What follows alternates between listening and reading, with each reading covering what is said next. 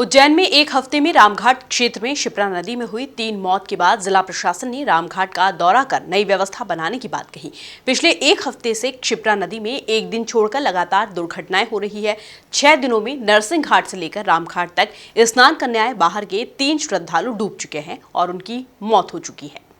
पिछले एक हफ्ते से शिप्रा नदी में एक दिन छोड़कर लगातार दुर्घटनाएं हो रही है।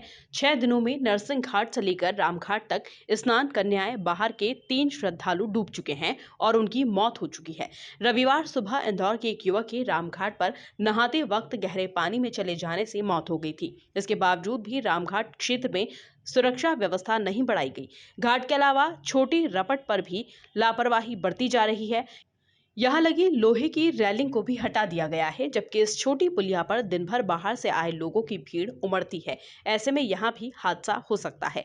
इसी को ध्यान में रखकर उज्जैन कलेक्टर आशीष सिंह के नेतृत्व में प्रशासनिक अमला सोमवार को शिप्रा नदी के विभिन्न घाटों पर पहुंचा। यहां रामघाट, नरसिंह घाट, दत्त अखाड़ा घाट क्षेत्र का दौरा किया गया। दरअसल इन्हीं घाटों में पिछले दिनों कई श्रद्धालुओं की डूबने से मौत हो चुकी है। लगातार श्रद्धालुओं की हो रही मौत के बाद प्रशासनिक अमला अलर्ट पर है। यहां कलेक्टर ने आदेश दिए हैं कि पानी का लेवल कम किया जाए।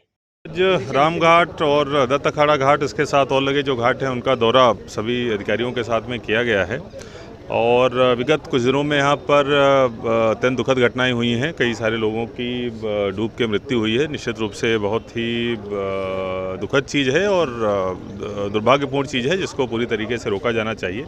आज पूरी टीम के साथ में यहाँ पर दौरा मेरे द्वारा किया गया है। जो 2-4 चीज़ें समझ में आई हैं कि एक तो पानी का लेवल जो है वो थोड़ा ज़्यादा है, वो कम से कम 2-3 फीट कम होना चाहिए और स्टैंडर्ड तरीके से वही रहता है। तो इस संबंध में तत्काल निर्देश नगर निगम के लोगों को दे दिए गए हैं।